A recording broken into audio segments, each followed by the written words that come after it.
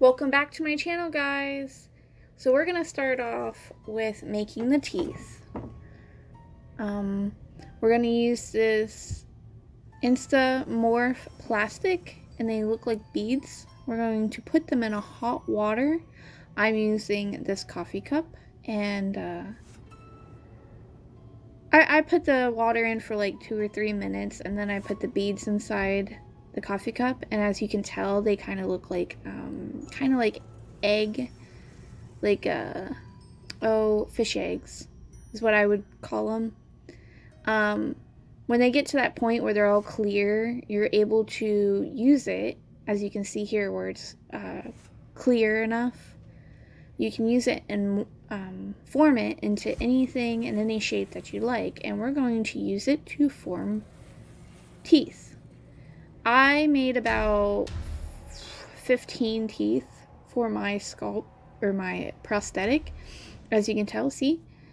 That's what it comes out to looking like, and that's the shape that I'm looking for. See how fast it dries? It's already starting to look, it's not so clear anymore. It's starting to look foggy, so that's meaning that it's starting to harden up, and they turn out to look like these here. Again, I made like a lot more than I needed to. I'm going to make a flour and latex paste, is what I would call it. What you do is you first start out with latex, and then you start pouring little flour at a time until you get the consistency that you want. You want a thick paste, nothing slimy, nothing watery, just thick enough where you can put it on your face mask or your foam head that I have, and where you can kind of like mold it into what you would like. I used a lot more than what I needed to for this, so I wasted, but what I do is try to eyeball it. As you can see here, it's like a paste. It's thick. See that? Yeah, it's pretty thick. And I'm going to use that as the base to put the teeth in. So I'm going to round it around my face, all the way around, and I'm going to, that little cup had, that black cup there that I put my finger in, that has latex in it, so that way when I start, flattening the edges out, it's not sticking to my finger, because liquid latex is very sticky and it will ruin whatever you use. So try to use things that you don't really care about, and try to wear clothes that you don't really care about.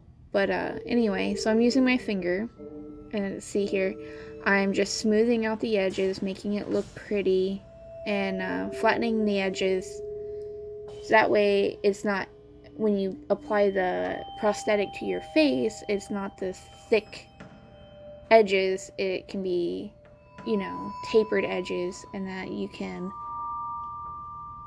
it'll look nice and flush with your face, is what I'm trying to say. The great thing about this is instead of using cotton and latex, it's flour-based latex. See, now I'm putting the teeth in, and I used way too many, or I made too many of those teeth. The good thing about the plastic is that I can just reheat the plastic and then form it into whatever I want for a next project, so I don't have to worry about making too many. But I'm I'm trying to get the teeth in there. It was a little tough at the beginning, but getting them in there, trying to make it look like, the gums of regular teeth, and flattening the edges, and kind of giving it kind of like I don't know what you would call it, a hole for the teeth to sit in. This took almost 2 days to dry, so be mindful of that. I'm going in now, and I'm going to make it where it looks like it's cut open on the forehead down to the mouth, so it looks like like the monster mouth is not just there randomly. It looks like it's been there and it was tried to be sealed up, and you know, kind of making it look, I don't know. I just want it to look like that, okay? I don't really have the best explanation for this, but I'm going to put a cut on my forehead, and eventually I had 2 cuts to my cheeks, but I didn't show it in this film because I'm just doing the same technique here where I rolled up a cotton ball and I apply it on there, and then I just put a bunch of latex on top of it, and then I smooth it out with my finger, and I use a toothpick to kind of keep the gap open. And I taper out the edges and make thin edges. That way I can apply it later to my face and it won't look so bulky or look weird. I had a great idea. Instead of just this cut on my forehead. Yeah, see how I'm like tapering in the edges and I'm trying to make the top where it looks like it's cut open and stuff. Yeah. That's the whole idea of this. It's just cotton ball and latex. Here I'm putting staples in, and I did this the dumb way, but we all live and learn, I guess.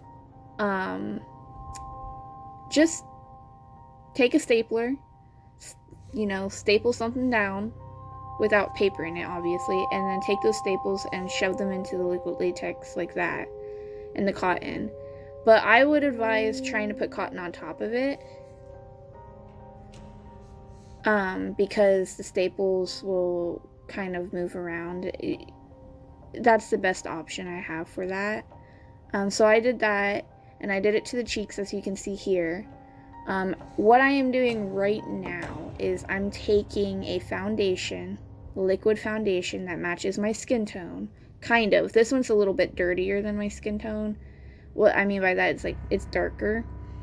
And it's an older foundation, so it just doesn't look that great, but it's okay because it'll look better when I put it on my face and I can kind of do it that way. And I did that all the way around to the flaps, I guess you would call it. And then I'm taking a pink water-based color, FX makeup. It's water-based FX makeup. I'm just taking the pink and making the gums, and I do that, and then I take red paint, same color. I'm not using nothing else but just water-based FX makeup. And I'm taking that and I'm applying that around the gums, trying to be courteous of the teeth and trying not to get it all over the teeth, but I end up cleaning up the teeth later, so it's not that big of a deal. It's plastic. It comes off with a little water. It's water-based paint too, so don't worry about that. If it'll come off. Plus, we're gonna end up painting the teeth anyhow at one point, just a little bit. And I'm kind of getting in the crevices with the pink and the red. And I started out with pink first, and I really didn't like how bright the pink was. That's why I went back in with red. And then I take red and I put it in the cheek cuts and the forehead cut.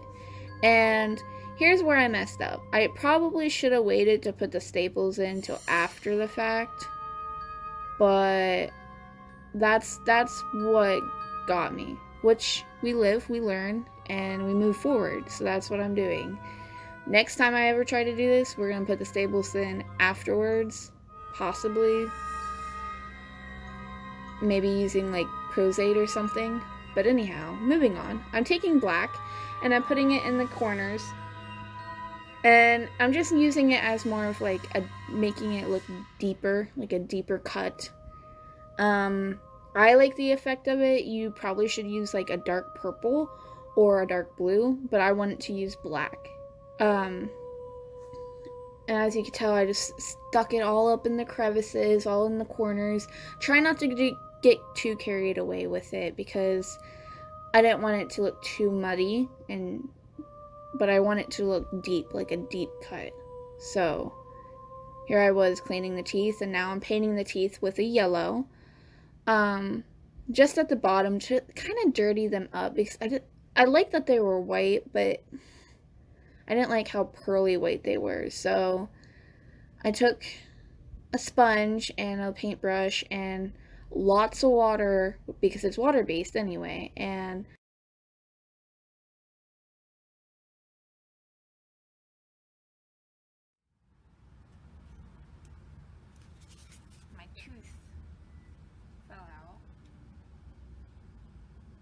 which isn't bad. I mean, I can always glue it back in. It's gonna be fine. But it kind of sucks. So. Well, this was part 1, and I hope you liked it. This is a close-up, and I use nail polish, clear top coat nail polish on the top of this to kind of give it that shiny look. But whenever I apply it to my face, I'm also going to use Vaseline, but that's part 2. That'll be in part 2 when I apply it on my face and I show you guys how it looks. Thank you so much for watching, and if you want part 2, please like and comment.